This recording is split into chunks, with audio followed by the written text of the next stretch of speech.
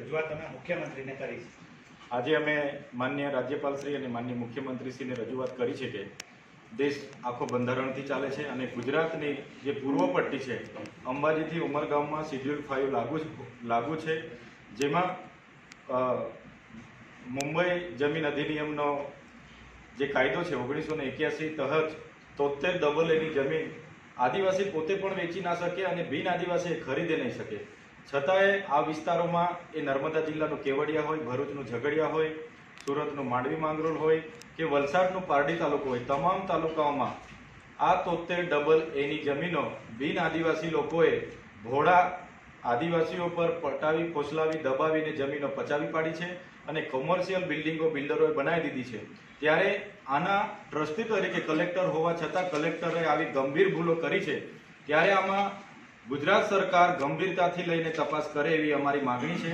સરકાર આમાં ગંભીરતાથી તપાસ કરશે તો હું માનું છું જે રીતે આયુષ આંખ કલેક્ટરશ્રી અને જે રીતે લાંગા કલેક્ટરશ્રીનું જમીન કૌભાંડ બહાર આવ્યું છે એવી જ રીતના આ શિડ્યુલ વિસ્તારમાં 73 એની જમીનો જેણે પણ એને કરી છે, ભાડા પેટે દસ્તાવેજો કર્યા છે અને જેણે પણ નામો ટ્રાન્સફર કર્યા છે, તમામ કૌભાંડ બહાર આવશે અને રાજ્યવ્યાપી કૌભાંડ બહાર આવશે એવી અમને લાગી રહ્યું છે. તો આજે અમે માનનીય મુખ્યમંત્રીશ્રી અને રાજ્યપાલશ્રીને આ જ વિનંતી કરી છે કે આમાં નિષ્કર્ષ તપાસ થાય અને તમામ કલેક્ટરથી લઈને તલાટીઓ સુધી જે પણ જવાબદાર અધિકારીઓ છે, જે પણ જવાબદાર બિલ્ડરો છે, જે પણ જવાબદાર એજન્સીઓવાળા છે, એમના પર કડકમાં કડક કાયદેસરની કાર્યવાહી થાય એવી અમારી માંગણી છે. સર, અંદર સાંઠગાંઠ તમને લાગે છે કે જમીનનું જે હોય છે આ રીતની જમીન, તો એની અંદર પોલિટિકલ અધિકારી કોની સાંઠગાંઠથી આ થયું લાગે તમને?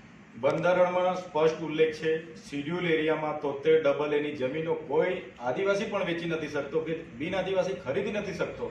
તો કેવડિયામાં આટલી બધી જમીનો કોના ઇશારે થયેલી છે? તો અહીંના કલેક્ટરો જે તે સમયના આવ્યા છે, એમણે એ જમીનો લઈને બિન આદિવાસીઓને આપી છે.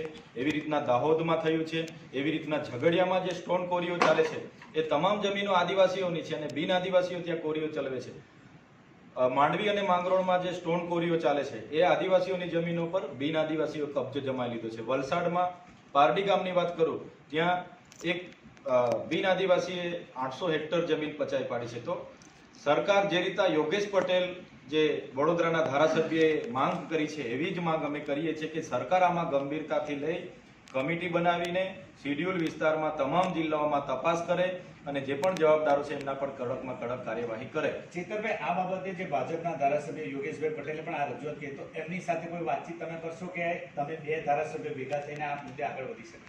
અમે જે રીતના વલસાડ કલેક્ટરનું જમીન કૌભાંડ બહાર આવ્યું, થોડા દિવસ પહેલા દાહોદ કલેક્ટરનું જમીન કૌભાંડ બહાર આવ્યું છે, અમે નર્મદામાં બી તપાસ કરી તો નર્મદા કલેક્ટરે પણ આવી જ રીતના જમીનો ટ્રાન્સફર કરી છે. 73 એની જમીનો પર એને કર્યા છે, ખોટા દસ્તાવેજો બનાવ્યા છે જે ઇનલીગલી છે, જે બંધારણનું ઉલ્લંઘન થાય છે, શિડ્યુલ 5 નું ઉલ્લંઘન થાય છે, પેસા એક્ટનું ઉલ્લંઘન થાય છે. એટલે હું માનું છું જો સરકાર આમાં ગંભીરતાથી તપાસ કરશે તો ઇતિહાસનું સૌથી મોટું જમીન કૌભાંડ ગુજરાતમાંથી બહાર આવે એવી શક્યતાઓ છે. એના માટે તમે નર્મદા કલેક્ટરને જવાબદાર માનો છો? આ જે થયું છે એના પાછળ આ જે કૌભાંડો થયા છે ગુજરાતના અંબાજીથી ઉમરગામના શિડ્યુલ એરિયામાં થયા છે. તમામ 13 જિલ્લાના કલેક્ટરો આમાં જવાબદાર છે જે તે સમયના. આ માટે આવનાર દિવસોમાં અમે અમારો હેલ્પલાઇન નંબર પણ જાહેર કરવાના છે, 83 47 30 0077. જે પણ લોકો આવી અરજીઓ લઈને, ફરિયાદો લઈને અમારી પાસે આવશે, અમે દરેક જિલ્લામાં એક લીગલી કમિટી બનાવવાના છે અને હાઈકોર્ટથી લઈને સુપ્રીમ કોર્ટ સુધી પણ લડવાના છે. અને સરકાર આમાં સત્વરે યોગ્ય તપાસ નહીં કરાવશે તો આવનાર દિવસોમાં રાજ્ય વ્યાપી આંદોલન પણ થશે. નર્મદામાં કયા કલેક્ટર પર નિશાન સાધી? જે તે વખતે અહીંના RS નીનામા કરીને કલેક્ટર શ્રી હતા, એમના સમય દરમિયાન ખૂબ આદિવાસીઓની જમીનો બિન આદિવાસીઓને આપવામાં આવી છે. ટ્રાઇબલ મ્યુઝિયમના નામે પણ આદિવાસીઓની જમીનો લઈને માટી કૌભાંડો થયા છે.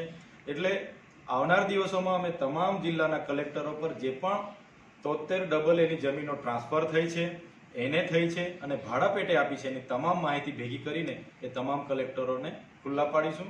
એમના પર કડકમાં કડક કાર્યવાહી થાય અમારા પ્રયાસો રહેશે. આજે નર્મદા જિલ્લા કલેક્ટરની અધ્યક્ષતાના સ્થાનમાં જિલ્લા સંકલન સમિતિની બેઠક હતી. દિન 7 પહેલા મારા 5 સવાલો હતા, પણ નર્મદા જિલ્લાના વહીવટી તંત્ર એનો જવાબ નથી આપી શક્યા. કેમ કે નર્મદા વન વિભાગ પ્રાયોજના વિભાગ અને સિંચાઈ વિભાગે કોઈપણ જાતના ટેન્ડર વગર કરોડો રૂપિયાના કામો કરી નાખ્યા છે, એજન્સીની ચૂકવણા કરી દીધા છે અને સ્થળ પર એ કામો આજે નથી. મનરેગામાં એક એજન્સી નક્કી થઈ એનો સમય મર્યાદા પૂરો થઈ ગયો છે. ટીડીઓ અને ડીડીઓએ એ જ એજન્સીને ફરી રિન્યૂ કરે છે. તો આવો તો મનરેગામાં કોઈ એવી ગાઈડલાઈન નથી અને પોતે મટીરિયલ પણ પૂરું નથી પાડ્યું. તો એમના લાગતા વળગતાઓની એજન્સીઓને આ અધિકારીઓ કરોડો રૂપિયાની લાહણી કરી રહ્યા છે.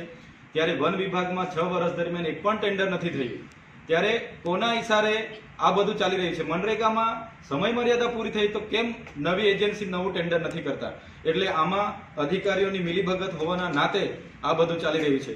સિંચાઈ વિભાગે કોઈ પણ ટેન્ડર વગર 5 કરોડ 52 લાખ રૂપિયા એમના લાગતા વળગતાઓને ચૂકવી દીધા.